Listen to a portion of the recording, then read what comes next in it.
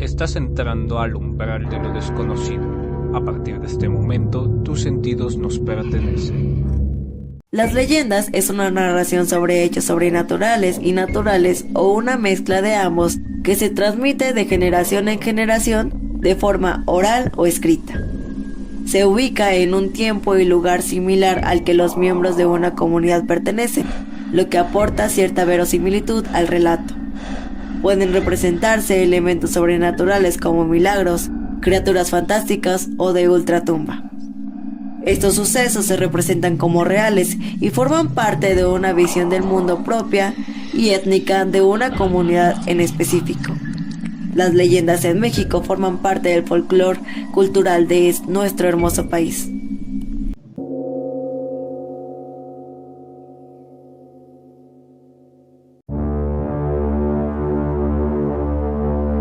Leyenda de la mulata de Córdoba. Es una leyenda colonial mexicana basada en un caso que sucedió en el siglo XVI, cuando la Santa Inquisición acusó de hechicería a una joven y bella mulata, y cuyo expediente completo se encuentra en el Fondo Inquisición en el Archivo General de la Nación. Sobre esta leyenda existen muchas versiones, de las cuales la que aquí presentamos aparecen en el libro de Cuentos de Espantos y Aparecidos, publicado en México por Ediciones Huracán en 1984, y se trata de una versión de Francisco Serrano e inspirada en textos del historiador Luis González Obregón y del poeta Javier Villaurrutia. Cuenta la leyenda que hace más de 2 siglos vivió en la ciudad de Córdoba, en el estado de Veracruz, una hermosa mujer, una joven que nunca envejecía a pesar de los años. La llamaban la mulata, y era famosa como abogada de los casos imposibles, las muchachas sin novio, los obreros sin trabajo, los médicos sin enfermos, los abogados sin clientes, los militares retirados, todos acudían a ella y a todos la mulata los dejaba contentos y satisfechos. Los hombres prendados de su hermosura se disputaban la conquista de su corazón, pero ella a nadie correspondía y a todos desdeñaba. La gente comentaba los poderes de la mulata y decía que era una bruja y una hechicera. Algunos aseguraban que la habían visto volar por los tejados y que sus ojos negros despedían miradas satánicas mientras sonreía con sus labios rojos y sus dientes blanquísimos. Otros contaban que la mulata había pactado con el diablo y que lo recibía en su casa. Decían que si se pasaba medianoche frente a la casa de la bruja, se veía una luz siniestra salir por las rendijas de las ventanas y las puertas. Una luz infernal, como si por dentro un poderoso incendio devorara las habitaciones. La fama de aquella mujer era inmensa. Por todas partes se hablaba de ella y en muchos lugares de México su nombre era repetido de boca en boca. Hace tiempo, mucho tiempo que vive en la vecindad al lado de la plazuela. ¿En verdad? No es cierto, nunca la hemos encontrado en el patio, en el zaguán ni en la calle, ni en la iglesia, ni tampoco en el mercado. Luego ella no es la de este barrio, luego llegó de repente. En Córdoba, desde cuando apareció de improviso, nadie sabe cuándo duró la fama de la mulata. Lo que sí se asegura es que un día de la villa del Córdoba fue llevada presa a las sombrías cárceles del Tribunal de la Inquisición, en la Ciudad de México, acusada de brujería y satanismo. La mañana del día en que iba a ser ejecutada, el carcelero entró en el calabozo de la mulata y se quedó sorprendido al contemplar en una de las paredes de la celda el casco de un barco dibujado con carbón por la hechicera, quien sonriendo le preguntó: «Buen día, carcelero, ¿podrías decirme qué le falta a este navío?» «Desgraciada mujer», contestó el carcelero, «si te arrepintieras de tus faltas no estarías a punto de morir». «Anda, dime, ¿qué le falta a este navío?», insistió la mulata. «¿Por qué me lo preguntas? Le falta el mástil». «Si eso le falta, eso tendrá», respondió enigmáticamente la mulata. El carcelero, sin comprender lo que pasaba, se retiró con el corazón confundido. Al mediodía, el carcelero volvió a entrar en el calabozo de la mulata y contempló maravillado el barco dibujado en la pared. «Carcelero, ¿qué le falta a este navío?», preguntó la mulata. «Infortunada mujer», le replicó el desconcertado carcelero, «si quisieras salvar tu alma de las llamas del infierno, le ahorrarías a la Santa Inquisición que te juzgara. ¿Qué pretendes? A ese navío le faltan las velas». «Si eso le falta, eso tendrá», respondió la mulata. Y el carcelero se retiró intrigado de que aquella misteriosa mujer sus últimas horas las pasara dibujando sin temor de la muerte. A la hora del crepúsculo, que era el tiempo fijado para la ejecución, El carcelero entró por tercera vez en el calabozo de la mulata y ella sonriente le preguntó: ¿qué le falta al navío? Desdichada mujer, respondió el carcelero, pon tu alma en las manos de Dios, nuestro Señor, y arrepiéntete de tus pecados. A ese barco lo único que le falta es que alguien lo navegue, es perfecto, pues si vuestra merced lo quiere, si en ello se empeña navegará y muy lejos.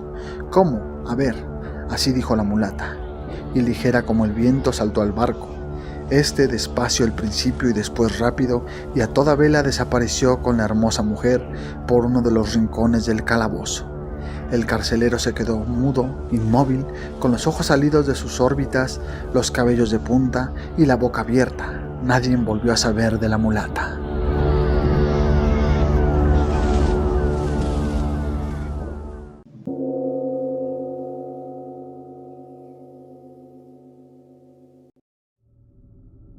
La mujer fantasma de la chamarra.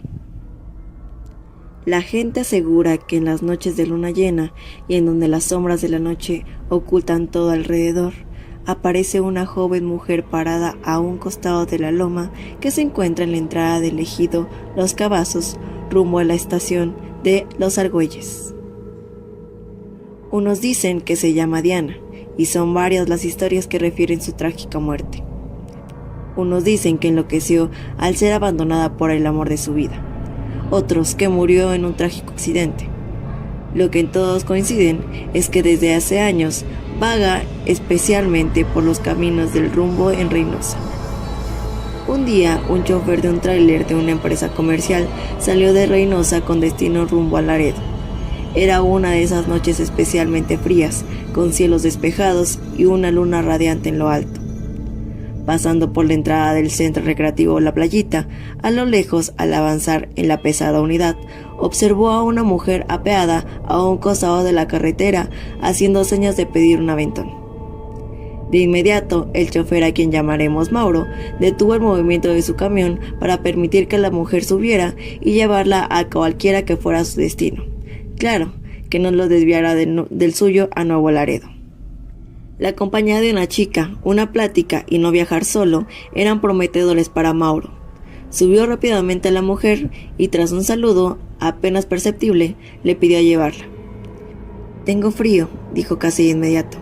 El chofer se quitó la chamarra que portaba, pues efectivamente enfriaba ya a esa hora de la noche. Apenas unos kilómetros adelante, antes de llegar al poblado de Venecia, la mujer de pronto pidió ser bajada.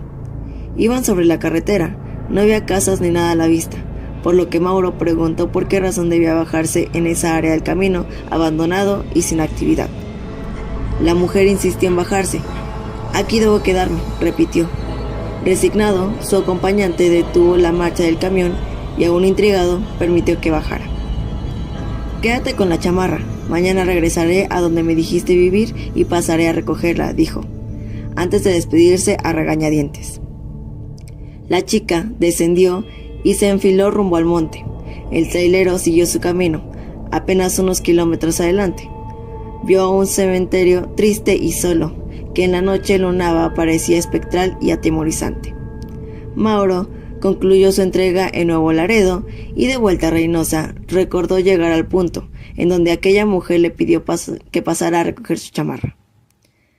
Al llegar a la casa descrita en un poblado de la carretera de Reynosa, arribó y preguntó por Diana. Así le había dicho que se llamaba. Varias y repetidas veces tocó el pórtico, hasta que salió una pareja de personas de edad avanzada.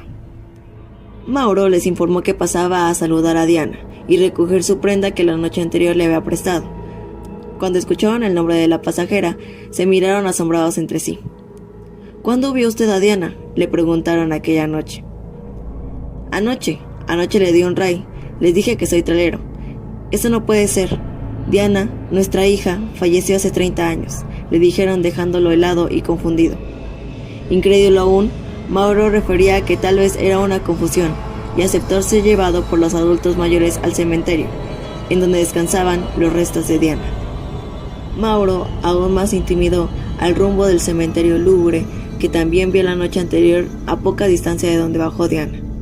Unos pasos más en el predio aquel encontraron la tumba de Diana, que efectivamente hacía muchos años que había fallecido. Al pie del sepulcro estaba su chamarra, la misma que le había prestado la noche anterior para que mitigara el frío.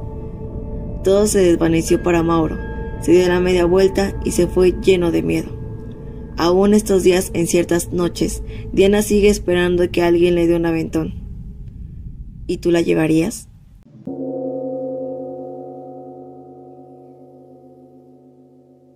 El Callejón del Muerto.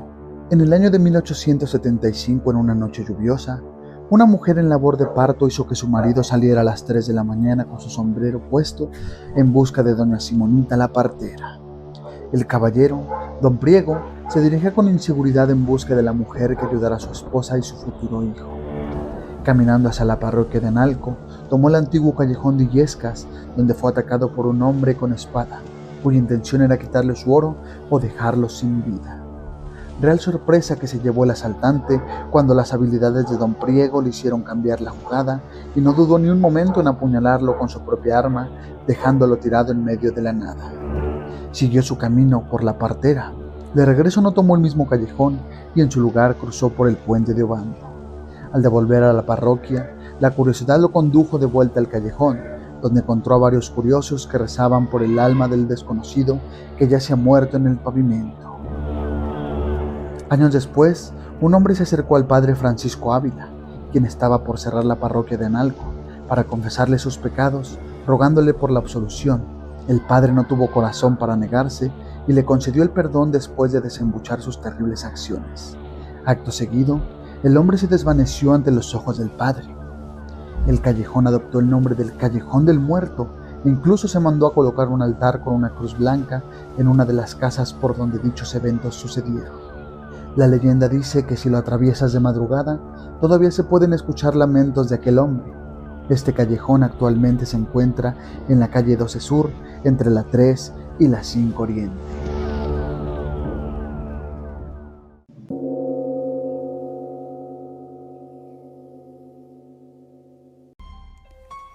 La planchada de Tamaulipas.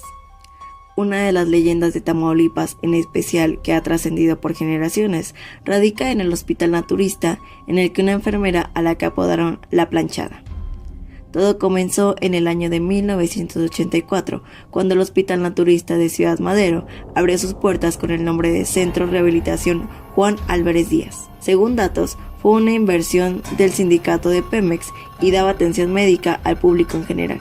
En ese año era el hospital con la mejor tecnología de toda Latinoamérica. Sin embargo, 5 años después tuvo que cerrar sus puertas y desde entonces no fue usado por el gobierno o alguna dependencia particular. Se decía que dicha mujer era muy limpia y bonita, y su uniforme de enfermera siempre estaba bien planchado. Ella se enamoró de un doctor que jugó con sus sentimientos y después la dejó. Aunque no se sabe con exactitud quién era la enfermera y el doctor, la leyenda cuenta que desde ese suceso ella comenzó a tratar mal a sus pacientes porque tenía el corazón roto. Tanta fue su negligencia hacia ellos que un día decidió no darle medicamento a un niño que lo necesitaba y murió. El padre del menor, al conocer el maltrato, se volvió loco y mató a la enfermera cortándole el cuello con un bisturí. El origen de La Planchada comenzó poco después del cierre del Hospital Naturista, debido a que el lugar fue prácticamente abandonado por las autoridades. Poco después comenzó a circular una historia de terror sobre que el nosocomio estaba embrujado y que aparecía una mujer vestida de enfermera y la cual apodaron La Planchada.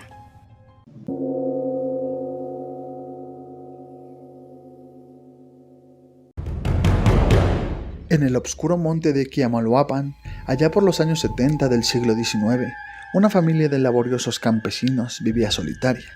Sus integrantes se desenvolvían en el hábitat felices a sus anchas, apartados del resto del mundo, en comunión y al mismo tiempo confundidos con la feraz y casi indómita naturaleza. Nada perturbaba su tranquila y rústica cotidianidad familiar. Los días y los años transcurrían sin otra novedad que la misma rutina del entorno. Pero un día, de pronto, los montañeses azorados se encontraron en el corral, al amanecer, un becerro muerto, descuartizado atrozmente, y todos exclamaron: «¡Fue el tigre!». A partir de entonces aquello se repitió en cada alba de un nuevo día, y cuando volvía a aparecer destrozado otro de estos animales, nuevamente aseguraban que el culpable era el tigre. pero una mañana en que tornó a pasar lo mismo, habiendo caído un torrencial aguacero nocturno, descubrieron en el lodo y en el alrededor del becerro completamente destrañado huellas en verdad raras. Estas habían sido dejadas por pies enormes y pasos que parecían zancadas, y de ellas emanaba un hedor terrible. En esta forma finalmente cayeron en la cuenta de que el causante de las bajas del ganado no era el tigre, sino alguna bestia que no conocían. Nunca antes, hasta aquel día, habían visto algo igual o parecido, no obstante que desde los tiempos remotos, se podía decir, residían en aquel lugar sin más compañía humana que la propia en una grande y dilatada extensión a la redonda. Los perros que habían estado ladrando y gruñendo toda la madrugada husmearon las fétidas pisadas y enseguida partieron en pos del rastro delante de sus amos. Juntos se internaron más y más en la montaña hasta que ignotos parajes y súbitamente se hallaron a pocos metros de una gruta misteriosa, ante la cual se detuvieron los hombres con sus perros, se replegaron ocultándose atrás de los gruesos tallos de la arboleada y se dispusieron a espiar.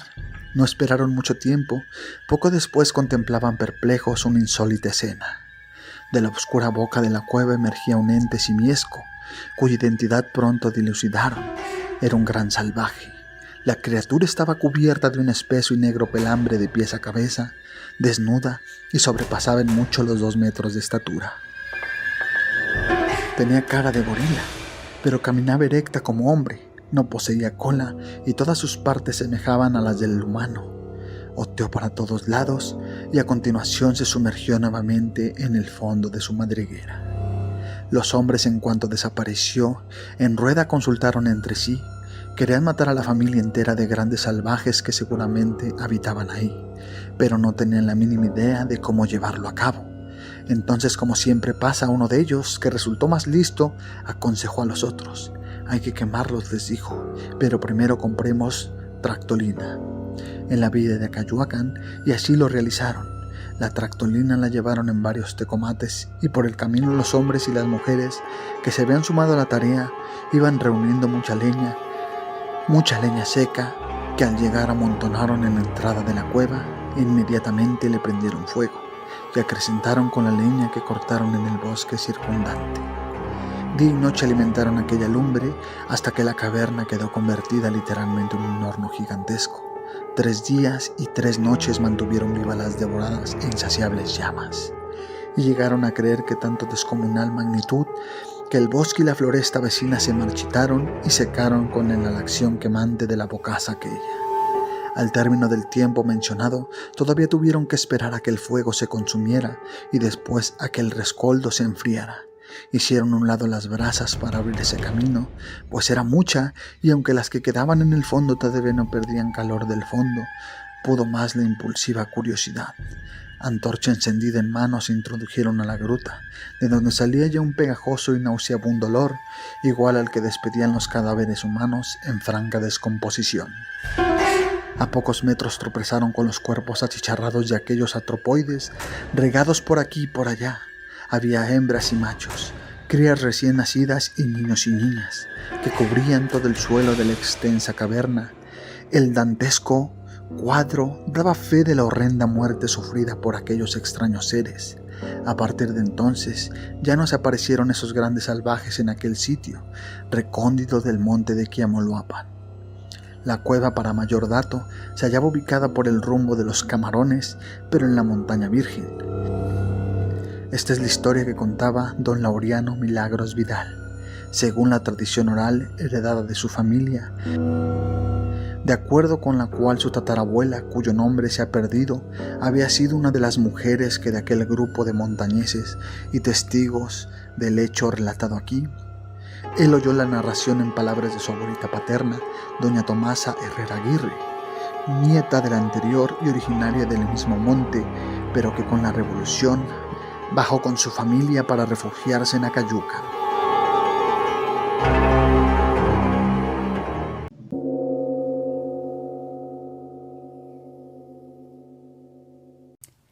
El Diablito de Cholula.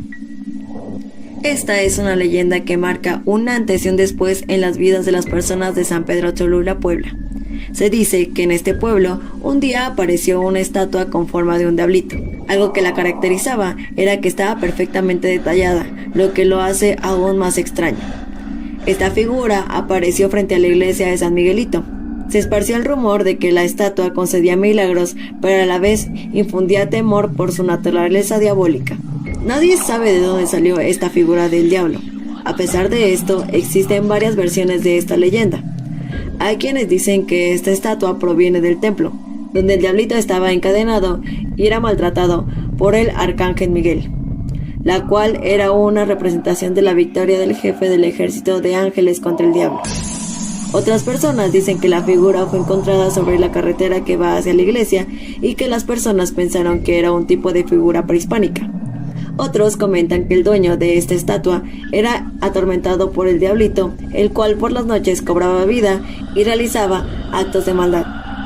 Así que el dueño del diablito decidió llevar la estatua a la iglesia para que su maldad fuera sometida. Según la leyenda, el diablito terminó siendo encerrado en una cajita de cristal. Dicen que a pesar de que hacían cajas especiales para contenerlo, cuando éste iba a ser encerrado nunca cabía. Obviamente las medidas de la figura eran hechas con cuidado. Tras varios intentos fallidos decidieron hacer rezos a la hora de encerrarlo y aún así en varias ocasiones las cajitas se deterioraban al poco tiempo. Les aparecían marcas como rasguños. Los pobladores del lugar comenzaron a decir que el diablo andaba suelto. Cuando en San Pedro Cholula pasaba una desgracia misteriosa, el diablito que había sido encerrado aparecía en una posición diferente en la que lo habían dejado. Se le empezaron a atribuir los accidentes del lugar, especialmente los provocados en la Curva del Diablo. Es una curva sobre la carretera que está cerca de la iglesia. Si bien pudiera pensarse que estos hechos alejarían a las personas de la iglesia, sucedió lo opuesto. La leyenda del diablito de Cholula aumentó el número de creyentes, pero en lugar de rezar a San Miguel, que es el patrono de las iglesias, estos nuevos feligreses preferían rezarle al diablito. Las personas se dieron cuenta del poder del diablito y aunque suena algo aterrador, estos le empezaron a solicitar favores. Dicen que el diablito los ayudaba solo si este favor se trataba de dinero, tragedia, amor o venganza. En la actualidad, el diablito ha sido ocultado a las personas. Primero tienes que rezarle a San Miguel para que éste los proteja de los posibles actos maliciosos del diablito pudiera realizarse. Lo que la gente cuenta es que cuando los llevan donde está la estatua, se voltean para evitar verlo, pues es bien sabido que ese diablito siempre se sale con la suya. Se dice que el diablito de Cholula tiene el poder de poseer a las personas que se atreven a verlo. Se han dado casos en los que las personas que lo ven a salir lucen raros, como si fueran otra persona. Además, estos comienzan a realizar cosas que normalmente no hacían, y por supuesto a cometer actos horrorosos que solo podría hacer el diablito. ¿Y tú te atreverías a visitarlo?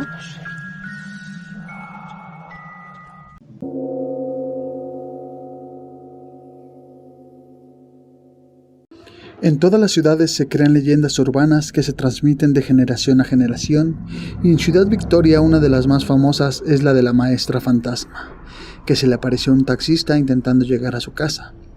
Cuentan que en casi 100 años del ferrocarril en Victoria, el primer accidente donde una persona perdió la vida arrollada fue una maestra del tecnológico, alrededor del año de 1975, hecho que conmocionó a la ciudad.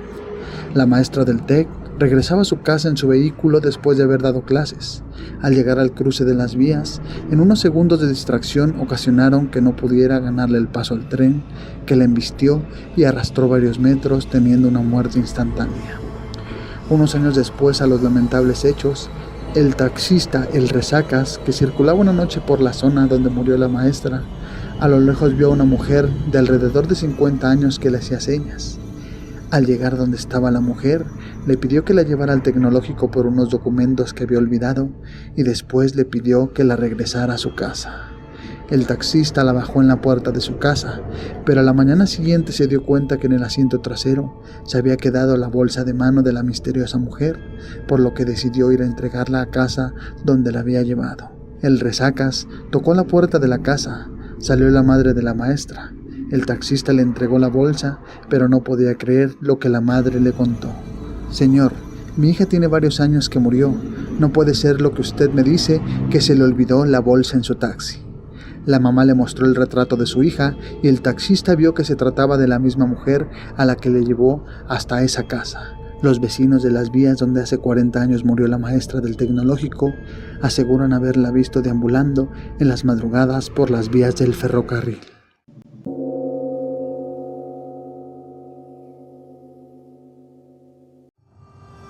La siguiente historia se titula La casa de la condesa de Malibran. Los vestigios amurallados son recuerdos de las historias de los piratas, pero también de las leyendas de Veracruz. En el caso de esta antigua vivienda en ruinas, de la que se cuenta que habitaba una mujer muy bella casada con un conde español, durante las noches escandalizaban a los vecinos las constantes fiestas que la mujer celebraba en su mansión, pues aprovechaba los viajes continuos de su marido. Se decía que a estas asistían marinos, y entre los asistentes ella elegía a uno para pasar el rato hasta el amanecer. Una de esas veces llegó el marido de sorpresa y la encontró con el amante de esa noche. Colérico, el hombre los mató, y le ordenó a uno de los criados que los arrojaran al pozo lleno de lagartos que había en el sótano de la mansión.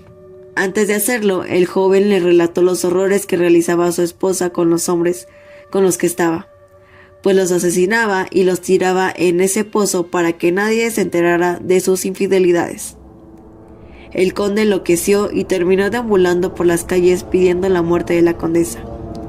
La leyenda cuenta que en esa casa en ruinas aún se escuchan ruidos y risas extrañas.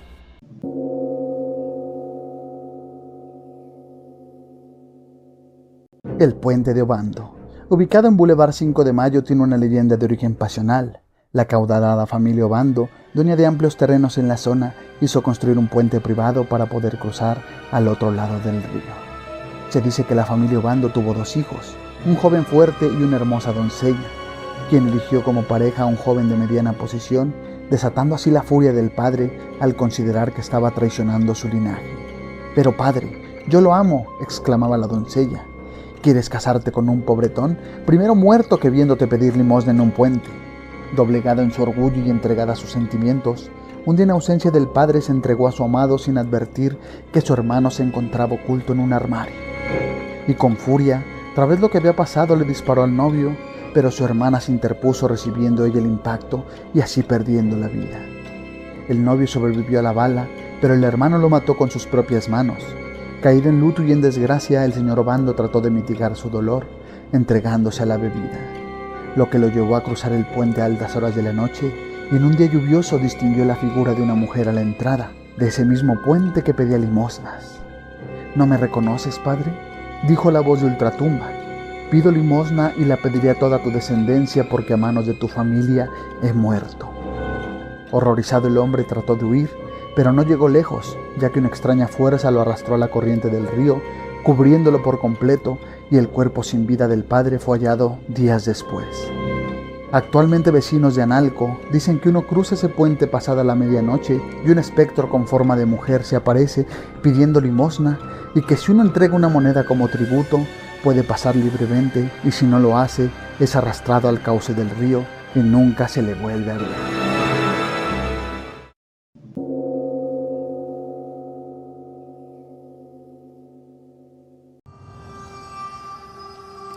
Presencias extrañas del Liste. En la década de los 40 del siglo pasado, en los terrenos que hoy ocupa el Hospital del Liste en Reynosa, se encontraba el Panteón de la ciudad. Eran los límites de la ciudad, después se efectuó la reubicación hacia lo que hoy es el Panteón Guadalupano, en el Boulevard Hidalgo. Entonces se comenzó a planificar con el tiempo una unidad médica, misma que fue inaugurada a principios de los años 60. Pronto comenzaban a contarse historias de presencias y fenómenos extraños en el complejo médico.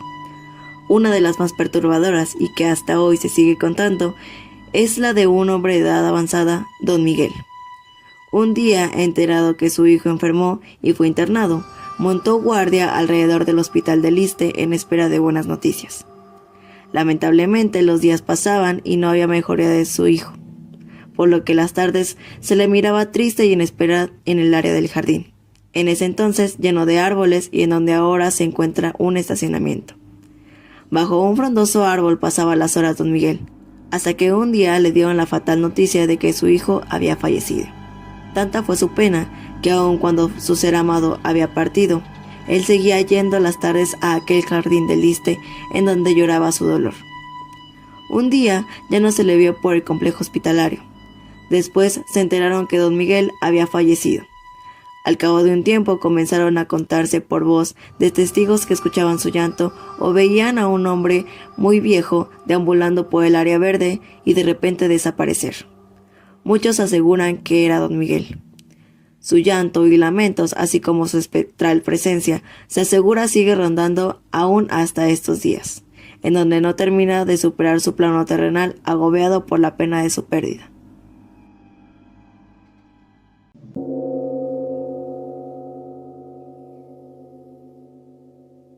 Ricardo Cañas contó que en una ocasión, un empleado del área de parques y jardines del Ayuntamiento de Veracruz, asignado al Parque Infantil Reino Mágico, quien se dedicaba a limpiar y atender el lugar, se llevó un susto de muerte. En ese tiempo, recuerda, el parque cerraba alrededor de las 6 de la tarde, por lo que para el jardinero fue necesario recorrer prácticamente las 8 hectáreas que abarcaba este sitio. El empleado comenzó a recorrer el parque para cerciorarse que nadie se quedara dentro luego de su cierre. Una vez que llegó a la zona del reino de la fantasía, donde se encontraba Blancanieves y los 7 enanos, escuchó unas voces y decidió acercarse más. «Disculpe, ya cerramos el parque», gritó el hombre. En eso el jardinero mencionó que ve cómo voltea Blancanieves diciendo: «Somos nosotros, ¿qué no ves?». El trabajador del ayuntamiento salió corriendo del lugar. Según Ricardo Cañas, fue hospitalizado en el Hospital General de Veracruz con fiebre alta y finalmente falleció con más de 70 años a los 3 días del incidente en Reino Mágico. Esto en la década de los años de 1990. El señor, cuentan, no estaba bajo los influjos del alcohol o de ninguna droga. Era simplemente un empleado de parques y jardines.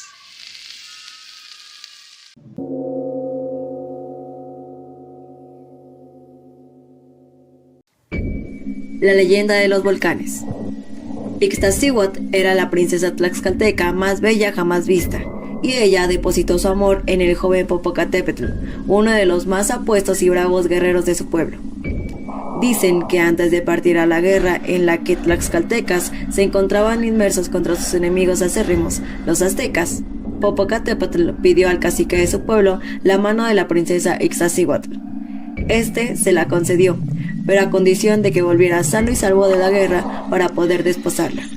Así, el guerrero partió a la batalla mientras que la princesa esperaba el retorno de su amor.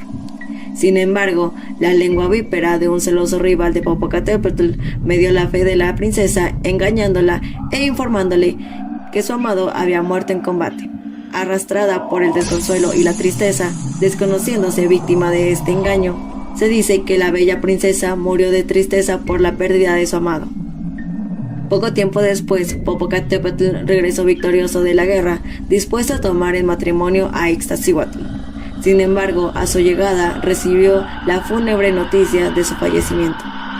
Durante varios días y noches, cuentan que el joven, abatido, vagó por las calles hasta encontrar la manera de honrar el gran amor que ambos se profesaban. Y fue así que ordenó erigir una gran tumba bajo el sol amontonado 10 cerros para levantar una enorme montaña. Una vez construida, tomó el cuerpo inerte de su princesa y recostándola sobre la cima de la montaña, la besó por última vez para después, antorcha humeante en mano, arrodillarse a velar su sueño eternamente. Desde entonces permanecen juntos, uno frente al otro. Con el tiempo, la nieve cubrió sus cuerpos que se convertirían en 2 enormes volcanes que permanecen inertes hasta el final de los tiempos. Es por ello que cuando el guerrero Popocatépetl se acuerda de su amada Ixtaccíhuatl, su corazón, que guarda el fuego de su pasión eterno, tiembla y su antorcha vuelve a incendiarse.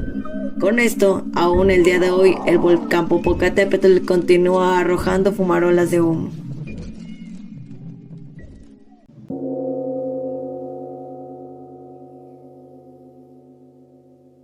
El diablo en la discoteca Rodeo. Esta leyenda que relataré a continuación tiene origen hace algunos años, por ahí de 1998 o 1999, cuando aún operaba el centro nocturno, o disco como se le llamaba en aquel entonces, Disco Rodeo, el cual se ubicaba en la entrada de Tancol, por donde actualmente se encuentran las canchas Max. Esta leyenda tiene diferentes versiones. Algunos dicen que tuvo lugar no solo en ese antro, sino en algunos más. Otros dicen que fueron hechos completamente diferentes, y otros afirman que no pasó nada. En el relato a continuación que te contaré, estas dos versiones de esta leyenda que predominan en Tampico. La primera versión es la siguiente. Era un viernes de Semana Santa, Viernes Santo para ser más precisos. En esa temporada, Tampico estaba repleto de turistas, así como los antros o discos que en su momento operaban en aquel entonces. En aquella noche Disco Rodeo tenía una buena cantidad de gente en su interior. Estaba en su apogeo con la música y todos bailando. Cuenta la leyenda que en un momento determinado de la noche entró a la discoteca un joven que atraía las miradas de todas las jovencitas que se encontraban aquí. Era alto, muy bien vestido, con unos ojos algo extraños pero encantadores. Cuenta este relato que este sujeto bailó con estas señoritas de esta disco, a pesar de que como en cualquier discoteca había poca luz, salvo los reflectores de colores que estaban toda la noche.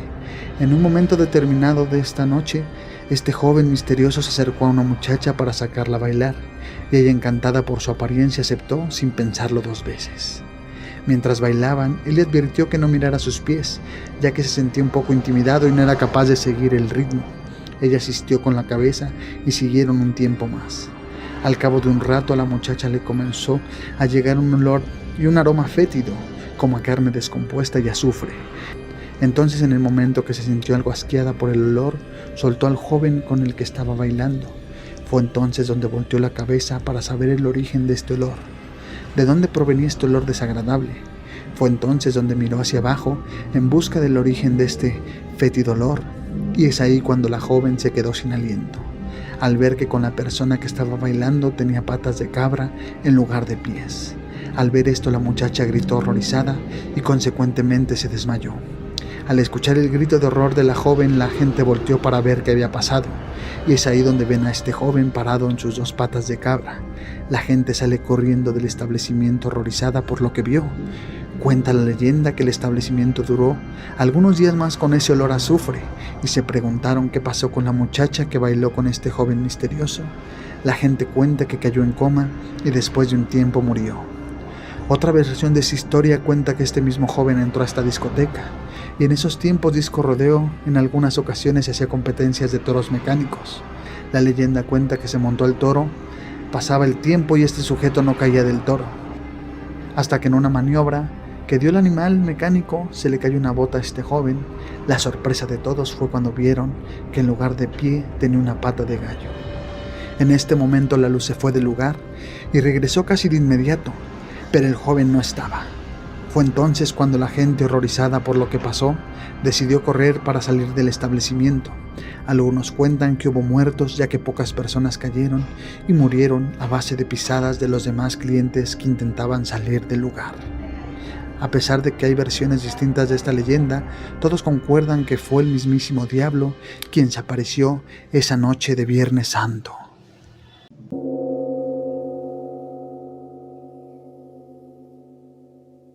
¿Ustedes saben cuál es el volcán más alto de México? Pues la leyenda que les voy a contar hoy tiene todo que ver. ¿Conocen a la guerrera Nahuani? Pues ella es la protagonista de esta historia. Esta historia que cuenta cómo nació el Pico de Orizaba. Nahuani era una bella y valiente guerrera que vivía en la época de los Olmecas. Ella solía ir siempre de la mano de su mejor amiga y dadora de consejos, el águila pescadora de Ahuelizipán, cuyo significado es Orizaba. Cierto día, Nahuani perdió la vida en una dura batalla, y al darse cuenta de que había perdido a su amiga, Ahuelizipán voló lo más alto que pudo y después se dejó caer contra la tierra. La leyenda dice que fue así como se originó una enorme montaña en su interior que posee el espíritu de la guerrera Nahuani. Al pasar los años, esta montaña se transformó en un volcán muy poderoso. Un día, Ahuelizipán se acordó de lo que le había pasado a su amiga y con toda la tristeza y furia que sentía, provocó que el volcán entrara en erupción. Se cree que los habitantes de los alrededores del Pico de Orizaba suelen subir a lo más alto para reunir culto a la guerrera, y así evitar más erupciones y tragedias a los alrededores de dicho volcán.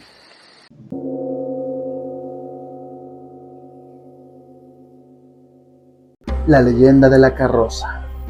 Cerca de un pueblo llamado Río Grande, a medianoche, como todas las historias, se escuchan los sonidos de cascos de caballo jalando una carreta antigua. Se cuenta que durante una fiesta de fin de año, la gente que estaba en la calle escuchó la carreta. Extrañados por el hecho de que nadie en el pueblo tenía un vehículo de este estilo, se quedaron ahí y vieron que era jalada por dos caballos de tipo holandés, grandes y negros. El chofer era un hombre vestido de negro con un gran sombrero que ocultaba su cara, acompañado de un típico olor a azufre en esta clase de apariciones. En ese momento una señora gritó: «¡Es la cosa mala!», suponiendo que era el diablo. Todas las personas se ocultaron, mas una madre perdió a su hijo en el caos de la huida. La carroza continuó su paso y desapareció. Momentos después se encontraron en la calle las ropas del niño abandonado. La madre, consternada por lo ocurrido con su hijo, fue a hablar con el padre de la iglesia del pueblo y este le recomendó poner un espejo en la calle para cuando pasara de nuevo la carreta. Así, la madre esperó hasta la medianoche y dejó el espejo en el camino en cuanto escuchó los cascos de los caballos a lo lejos. Cuando la carroza pasó sobre el cristal, se comenzaron a escuchar gritos y lamentos desgarradores por un buen rato. Al finalizar la melodía infernal, solo se escuchó el llanto de un bebé en medio de una nube de humo. Quienes estaban ahí encontraron al niño llorando en el suelo, junto al espejo roto y con marcas de quemaduras. Desde entonces la gente abrazaba fuertemente a sus hijos cuando se escucha una carreta, mientras se alejan a toda prisa del lugar, pues nadie sabe si era la carroza del diablo que buscaba una nueva víctima. Y por si acaso, los pobladores siempre tuvieron un espejo a la mano para cualquier emergencia.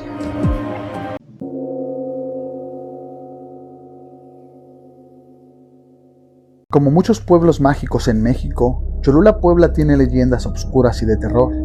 La historia del diablo de Cholula es un relato popular que cuenta que en el Cerro del Zapotecas hay un barranco con una cueva en donde habita el diablo del Cerro Zapotecas.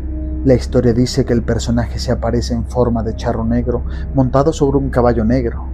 Se dice que la cueva del diablo es la oficina en donde el siniestro recibe visitas viles y ambiciosas que se atreven a entregar su alma a cambio de inigualables riquezas, dinero o amor. La gente de Cholula afirma que el charro ronda por las calles de la ciudad. Se trata de un jinete sin rostro que por las madrugadas sale de la cueva para tentar a la gente del lugar a cambio de su mísera alma o la de sus hijos. El jinete ofrece dinero y poder. Se dice que quienes de la nada obtienen una riqueza inexplicable seguro hicieron un pacto con el mismísimo diablo. Se dice que el jinete se le puede ver en el cerro del Parque Soria, frente a la gran pirámide de Cholula, en donde muchos dicen haber encontrado monedas de oro. Cuenta el relato que un campesino de nombre Olegario vendió su alma al diablo en un momento de crisis. El campesino trabajaba arduamente en el campo, pero los ingresos no le alcanzaban para mantener a su familia. Una noche, en medio de la desesperación, decidió ir a caminar al monte para aclarar su mente. En medio de la caminata, se encontró con un ser que le dijo: «Conozco tus problemas, sígueme». Siguiendo a esta persona, Olegario llegó a una sala en donde muchas personas veneraban al diablo y que estaba sentado en el centro de la habitación. El diablo le ofreció a Olegario riqueza eterna a cambio de una adoración todas las noches de luna llena. A la mañana siguiente, Olegario despertó en su cama con una cicatriz en el corazón. Cuando vio los barriles de oro en su casa, supo que la noche anterior no había sido un sueño. A partir de este momento, las carencias y la pobreza fueron cosas del pasado, pero la vida de Olegario siguió siendo la misma. El hombre seguía demacrado y cabizbajo. Después de cada luna llena, Olegario se despertaba enfermo y con dolor. En su cuerpo las señales de sufrimiento y torturas eran claras. La leyenda de San Pedro Cholula en Puebla dice que el rápido crecimiento y la riqueza de la ciudad se debe en parte a los habitantes que hicieron este pacto con el siniestro jinete.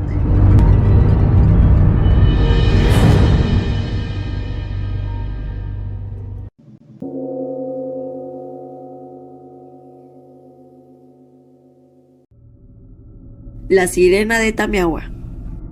Hace muchos años, entre Tampeche y la hacienda de San Sebastián, en el municipio de Tamiagua, en Veracruz, existió un pequeño pueblo conocido como Rancho Nuevo. Entre sus pobladores estaba doña Macia González, quien tenía una hermosa hija de nombre Irene, de piel morena y ojos aceitunados, y una larga cabellera azabache. Damacia estaba casada con Abundio Saavedra, pues cuando éste murió, la viuda y su hija dedicaron su vida con devoción al servicio de la iglesia. De esta forma viajaban a Tampeche, a Temapache, Acala, Hormiguero, Tancochín, Huesillos, Tierra Blanca y otras comunidades, con la finalidad de acudir a todas las fiestas patronales y ferias de los santos que veneraban. La vida para ellas dos transcurría en calma, hasta que un jueves santo, Damacia le pidió a Irene que fuera a buscar la leña para el fuego de la casa. La pequeña, obediente, se dirigió hacia el paso de piedras para recoger los trozos de madera que se encontraban en el camino. Al regresar a su hogar, Irene se sentía sucia y deseaba asearse, pero su madre le advirtió que durante los días santos no estaba permitido bañarse, a lo que Irene respondió: «Mamá, que me perdone Dios, pero yo, aunque sea, me voy a lavar la cara». Fue así que la niña tomó un guacal, 2 hojas de jaboncillo y se fue al pozo para lavarse la cara. Repentinamente se escucharon unos gritos desesperados pidiendo ayuda. El agua del pozo se elevó y la niña comenzó a transformarse en otro ser. La boca se le alargó, los ojos se le hicieron más grandes, el cabello y la piel se le pigmentaron de rojo, las piernas se fusionaron en una cola de pescado y le brotaron escamas. El muro de agua cayó sobre la que alguna vez fue Irene y la arrastró hasta la laguna. Los lugareños fueron a buscarla en las entrañas de aquel cuerpo de agua, en el que de pronto vieron flotar una balsa maltrecha de madera. Aquel ser que alguna vez fuera una hermosa niña yacía al filo de la fantasmagórica balsa y a la distancia se escuchaba su voz, con un desgarrador eco metálico. Petenac, Petenac, que en huasteco significa giren. Los lancheros entendieron que se enfrentaban a una fuerza desconocida y decidieron no perseguirla más. Desde entonces, cada jueves santo, la madre de Irene regresa a la laguna y camina hasta la playa de Tamiagua en espera de encontrar a su amada hija. Sin embargo, los pescadores afirman que la bella Irene solo es un recuerdo, porque ahora solo existe un ser maligno, al que si le ven el rostro voltea las lanchas para ahogar a los osados que la miraron.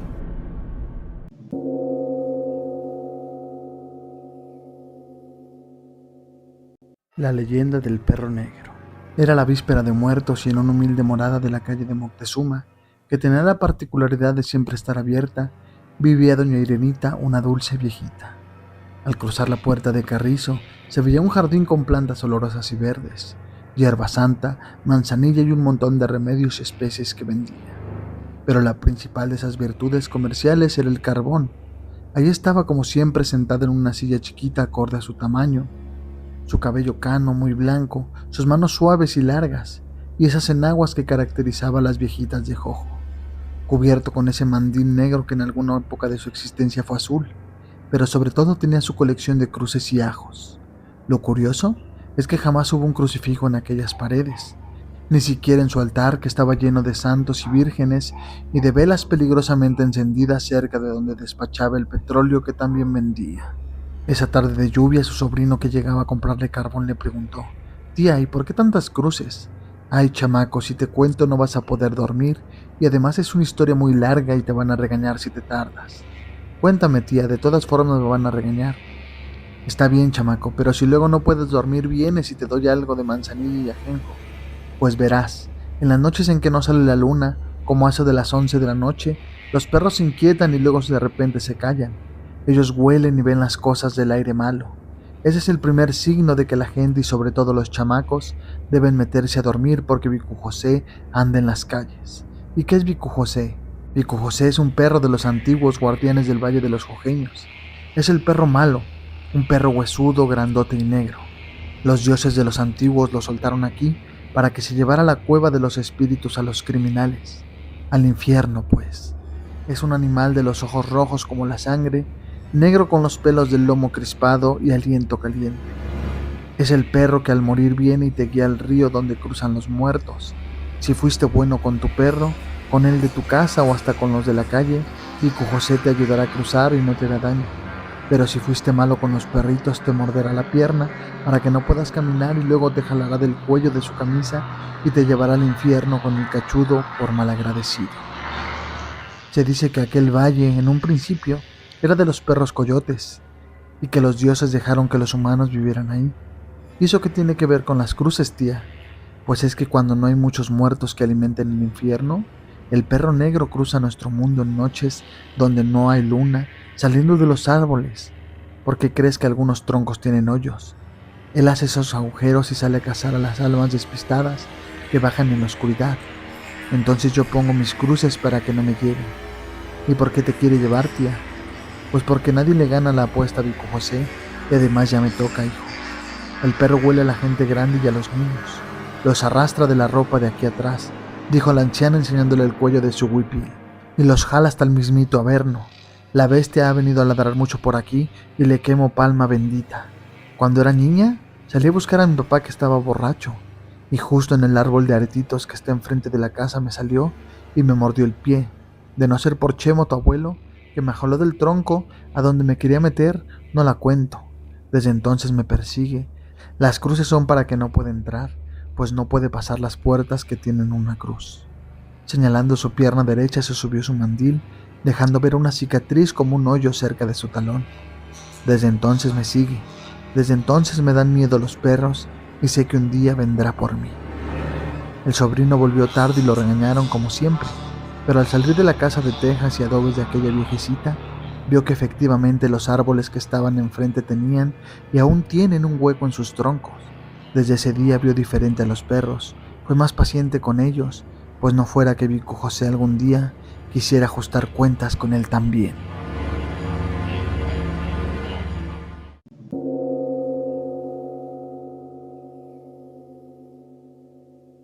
La leyenda de la presa de San Miguel Cozahuatla. Alrededor de los años 1948 y 1949, unos ingenieros fueron al municipio a tomar niveles del río Toyac para el riego de Coaxingo. Sin embargo, algunos no regresaron a su pueblo, debido a que accidentalmente fueron sepultados por la tierra. Para el año de 1950, empezaron a construir la presa y laboró personal foráneo para que trabajaran en las excavaciones. También invitaron a trabajar a las personas de San Miguel Cozahuatla, pero muy pocos se animaron. Empezaron a suceder acontecimientos extraños desde el comienzo de la obra. El día que empezaron a trabajar hacía mucho calor y a la hora de la comida algunos de los trabajadores entraron al agua para refrescarse, pero murieron ahogados. También se cuenta que siempre que rascaban para el cimiento de la presa, la tierra se derrumbaba y las personas se quedaban atrapadas, pero solo se morían las personas que no pertenecían a la comunidad y a las personas de San Miguel no les pasaba nada. A partir de ahí surgió el siguiente rumor. Se dice que el demonio cuida la montaña, pero no mata a las personas de su pueblo.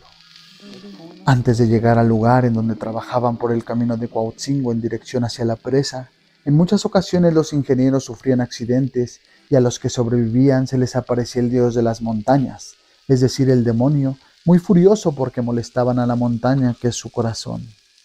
Se dice que cuando excavaban para hacer las fosas, el demonio se les aparecía y les decía que buscaran a las personas que iban a enterrar vivas y paradas para que sostuvieran la presa. Entonces habían llevado a personas de Cozahuatla, pero el demonio no las aceptó porque eran de su pueblo. Solo quería personas de otros pueblos o otros estados. Para llevar a la gente primero los emborrachaban y cuando ya se encontraban en muy mal estado, los llevaban, los metían en una fosa y los encerraban para que al despertar no pudieran salir. Por eso cuando llueve muy fuerte y empieza a salir el agua, las personas enterradas gritan porque el agua los quiere arrastrar. Los habitantes de la zona aseguran que existe actividad sobrenatural, la cual asusta a la población.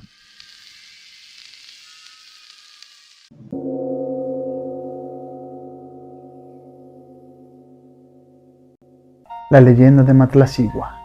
¿Qué pasaría si al viajar a Oaxaca te encuentras a una bella mujer de blanco? Pues la Matlacigua es alguien que te puede dejar helado. Algunos dicen que es un ser mitológico, otros que es una hermosa mujer, quizá podría ser solo un alma en pena que busca quien le diga que ya no pertenece más a este mundo terrenal. Lo cierto es que es común escuchar en estas tierras el clásico: se lo llevó la matlacigua, pues es parte del lenguaje popular oaxaqueño y hoy es un dicho que ha traspasado la línea del tiempo. Resulta que en épocas pasadas, si un charro o un catrín oaxaqueño desaparecía de su casa sin dejar rastro y por unos 3 días, era común que fuera hallado después en algún matorral o al fondo de algún barranco. Todo eso era obra de la matlacigua, o mujer que enreda, que es el significado de su nombre en zapoteco. Se trataba de una atractiva dama vestida de blanco, de largas cabelleras y hermoso rostro. Siempre a medianoche se escuchaba su caminar en las calles empedradas y solitarias de los pueblos como Miahuatlán o Santa María Sola de Vega. En su andar atraía de manera hechizante a cualquier hombre que se le atravesara en su camino para arrastrarlo a la perdición. Hay tantas historias de esta aparición femenina que aún los ancianos oaxaqueños creen o aseguran haberla visto en su época dorada y quizá haber tenido un encuentro cercano con ella. Según la creencia, en el siglo pasado, cuando el alumbrado de las calles aún se obtenía con velas de cebo, en la ciudad de Oaxaca había un general, quien se había ido de parranda con unos amigos y estos se habían hecho acompañar de unos músicos callejeros. El grupo de eufóricos borrachos caminaba zigzagueantes y alegres por el llano de Guadalupe, hoy Paseo Juárez, cuando de pronto apareció la matlacigua. Ante la mirada de todos ella hizo una irresistible señal militar, que bien era reconocido por nunca tenerle miedo al enemigo. ¿Cómo iba a rechazar hacerle caso a la bella dama? Hechizado por sus encantos, el general desapareció tras seguir a la mujer, alejándose ante los ojos de todos como si fuera arrastrado por la imagen. Al momento el resto corrió dispersándose por todas partes. La matlacigua se lo llevó. Gritaban al mismo tiempo que se alejaban dejando sus harapes, guitarras y botellas, y seguramente hasta la borrachera se les olvidó mientras huían, perdiéndose en la oscuridad de las calles. Dicen por ahí que días después el general fue encontrado, hecho una desgracia bajo el puente en donde corrió el río de Jalatlaco, cercano al panteón. Algunas lenguas afirman que la matlacigua era una mujer real de aquella época, que ciertamente cautivaba a los hombres con su belleza, se los llevaba y los seducía, pero en medio de las caricias los despojaba de sus pertenencias, como su salario o una que otra joya. Con sus movimientos crea un embrujo paralizante que hipnotiza a los que la siguen en la densa oscuridad. Con este encanto los arrastra hacia lugares donde crecen las plantas de huizache, una planta espinosa que se caracteriza por su fuerte olor. Los encantados por el embrujo de la matlacigua despiertan del delirio sobre estas plantas espinados y adoloridos. Y su reacción es casi siempre invariable, pues no saben qué sucede ni cómo llegaron a este lugar. Solo tienen el recuerdo de este singular personaje que, riéndose de su desgracia, aparecía en su memoria. Una de estas experiencias la vivió Fulgencio Ortega, quien gustaba de asistir a las fiestas del pueblo. Fue en una de estas donde con unas copas de más se dispuso a trasladarse a su hogar. Conforme iba caminando, la noche avanzaba rápidamente. Las calles se encontraban solas, un viento frío soplaba y entonces a lo lejos divisó la silueta de una mujer y siguió caminando hasta alcanzarla. Llegó y vio que la mujer era su mamá, quien le dijo: «Fulgencio, mira cómo estás, vámonos a la casa». Él la siguió por un sendero que atravesaba por el campo. De pronto se detuvo dándose cuenta de que por ahí no estaba su morada y asustado gritó: «Mamá, ¿dónde estás? No te veo». Sus piernas no soportaron más su peso y tambaleándose cayó entre los arbustos de espinas finas. Al instante se enterraron en gran parte de su cuerpo y la mujer a la que había seguido apareció y soltó una carcajada estrepitosa y espeluznante. Aquel borrachín, en medio de tanta hierba, logró ver que su mamá se transformaba en una figura espectral. Observó a una mujer alta, de piel clara y cabellos enredados enfundada en un vestido blanco desgarrado. Tenía una pata de cabra y una de mula y con muchas garras negras. Un escalofrío recorrió su cuerpo. Tal fue la impresión de haber visto a aquel ser que acto seguido quedó inconsciente. El viento empezó a soplar fuertemente, alejándose poco a poco el ruido de las carcajadas horroríficas producidas por aquel ser malévolo. Al día siguiente apareció un vecino de esos rumbos, donde Fulgencio estaba tirado. Doña Lola ha encontrado a su hijo y espantada le preguntó: «Hijo, ¿qué te ocurrió? ¿Por qué amaneciste aquí con estas espinas enterradas en tu cuerpo?» Fulgencio, todo revolcado y apaleado, frotándose los ojos, repuso con voz dolida: «No sé qué pasó. Pensé que usted había venido en la noche por mí, pero no era usted. Se trataba de una horrible señora. No quiero decir más. De solo pensarlo me dan escalofríos y ñáñaras. En esa misma época, el pueblo de Jojocotlán pasaba por las celebraciones de la Semana Santa. El Viernes Santo por la noche, las personas asistieron a darle el pésame a la Virgen de la Soledad. Poco a poco la gente se fue retirando de la iglesia para ir a descansar a su casa. Eran las 12 de la noche y las calles se hallaban desiertas. Solo se oía que un señor andaba hablando, al parecer por su tono de voz, parecía estar pasado de copas. Iba tambaleándose cuando de repente apareció una mujer frente a él. La vio cara a cara, pero el estado en el que se encontraba no le permitía ver con claridad. Por lo tanto, lo que pudo apreciar fue a una dama bella, fina y elegante. Parecía una doncella inocente, perdida en un inmenso bosque. El señor se adelantó a decirle: «Señorita, ¿qué hace a estas horas de la noche tan sola y caminando por aquí?» «Lo que pasa es que apenas vengo de la iglesia, pero no se preocupe por mí. Mejor sígame y yo lo llevo hasta su hogar. Mire cómo está, ya no puede sostenerse bien», le respondió ella. El sujeto comenzó a seguir a la hermosa dama, llegando a un tramo tupido de arbustos con espinos, conocidos como rompecapas. Sus brazos y piernas se llenaron de ellas al instante, lo cual hizo que comenzara a gritar porque le lastimaban mucho. Se pudo incorporar nuevamente y dijo para sí: «Quien me haya hecho esto las va a pagar, muy pero muy caro. Yo no le temo a nada ni a nadie. Quien quiera que sea, salga ya. Tengo un machete y nada más. Atrévete a hacer algo en contra mía y verás lo que te espera». Un par de carcajadas se empezaron a escuchar con un tono espeluznante y frío, y la doncella hizo acto de presencia frente a él. «¿Dónde estabas?», preguntó el señor. Con otra carcajada estrepitosa le respondió el inquieto individuo, y el hombre se frotó los ojos y no podía creer lo que miraba. Tú eres esa mujer de la que todos hablan. Óyeme bien, ninguna bruja parlanchina me va a andar tirando y burlándose de mí». En ese momento comenzó a dar machetazos a aquel ser maligno. Logró asaltarle justo en las rodillas de la supuesta doncella y un pedazo de vestido cayó. Él pensó que ya la había herido, pero entonces se dejó ver su verdadera apariencia. Asombrado volvió a caer y sus ojos contemplaron una figura vestida con una especie de túnica blanca y rota, ondulando a la par con sus cabellos rizados, y soltó una vez más una carcajada aún más macabra. Tus burlas no me dan miedo», dijo el hombre muy nervioso. Quiso pararse para defenderse, pero la mujer se elevó y pudo contemplar que sus pies no eran humanos, más bien parecían unas patas como de cabra y caballo.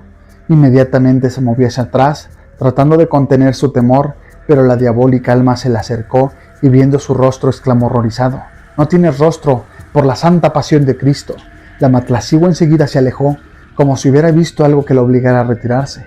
Entonces el hombre, con un semblante de terror, aún no pudiendo creer lo que sus pupilas habían presenciado, trató de incorporarse, pero su pierna izquierda tenía una cortada profunda, la cual le producía un ardor insoportable, y no aguantando más el dolor, de pronto soltó un alarido, y a lo lejos pudo oír unas risas.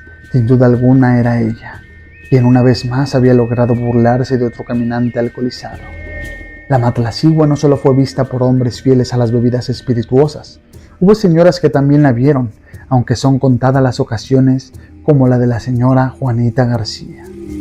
La señora Juanita había tenido un día muy ajetreado y ya por la noche se acostó y empezó su sueño profundo. De pronto, entre sueños oyó unos silbidos, se incorporó y dijo: «Han de ser los vecinos, ya es tarde. Dios mío, todavía no preparo el nixtamal para ir al molino. Les voy a decir que ahorita los alcanzo». Muy extrañada pensó por qué era tan tarde si siempre madrugaba. Se dirigió a la puerta, pero antes quiso asomarse por una pequeña rendija en la pared para cerciorarse de que eran los vecinos. Los silbidos eran otra vez pronunciados. Cuando Juanita miró por aquella rendija, los pies le temblaban. Lo que había visto no era algo común. Observó a una señora alta con una cabellera larga y ensortijada que se elevaba junto con su vestido roto, pero para su sorpresa sintió mucho y mucho escalofrío, y pensó que no era nada bueno, sino algo maligno. Enseguida se alejó de ahí, corrió hacia su cuarto y se metió a la cama tapándose de los pies a la cabeza y empezó a rezar hasta que aquellos silbidos del más allá se alejaron. Han pasado muchos años y a pesar de que ya vive más gente en esta población, hay quienes aseguran oír por la noche unos silbidos y a veces unas carcajadas espeluznantes. Por eso nadie se atreve a salir a esas horas. Dicen que si alguien se encuentra merodeando en esa hora pesada, es mejor que corra y vaya rezando para no encontrarse con aquella ánima errante. Cuidado, porque podría ser ya esta la matlacigua a tu lado. haciéndote creer que es algún familiar, así que solo mírale las patas. Ahora la gente lo piensa 2 veces antes de andar paseándose de copas tan noche por las calles, ya que la gente afirma que todavía, donde casi no hay casas, se alcanza a escuchar los gritos de terror de aquellos desdichados hombres y unas risas burlonas del alma maldita. Por eso siempre se recomienda que si vas a Oaxaca, tengas cuidado con la Matlacigua.